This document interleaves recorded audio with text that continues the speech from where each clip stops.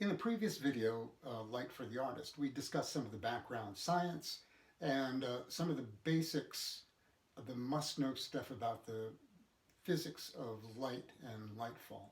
In this video, we're going to take those ideas and apply them to making better, more believable drawings.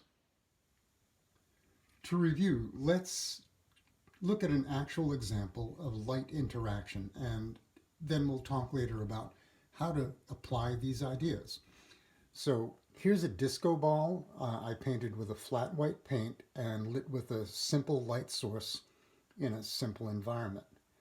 As I take a tour of this idealized light event, take some notes that will be useful later.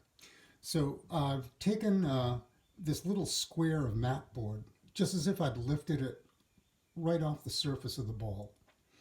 And what we really need to install in our awareness is that every tiny rotation away from the light allows this little square to hold on to less and less light until it's perpendicular to the light source and catches no illumination whatsoever.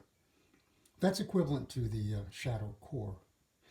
As it continues to turn, though, it begins to catch reflected light from this panel back here, which you can think of as another dull light source. And again, things to really notice are that even though this square, which is the most light-facing square, is catching the most what we refer to as incident light, it's still not the brightest square. The brightest square is here, and that is a highlight. And then the aura around the highlight is lightest light. But we'll talk about that later. But every panel, as it rotates away from the light, is darker and darker, and the speed of the fall off gets faster and faster until we get here to the shadow core. So the shadow core is catching none of this light, none of the reflected light.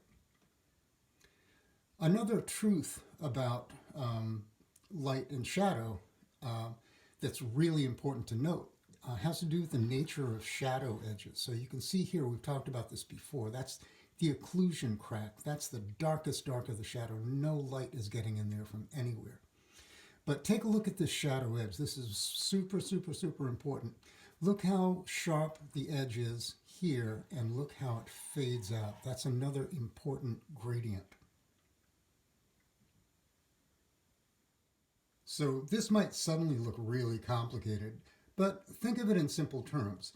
The stuff that's being hit directly by light right up to here, we think of as light world. The stuff that isn't being hit directly by light is shadow world.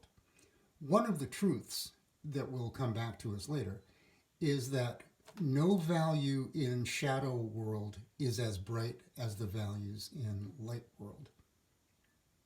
And that has to do with the relative nature of values, and we'll talk about that more too.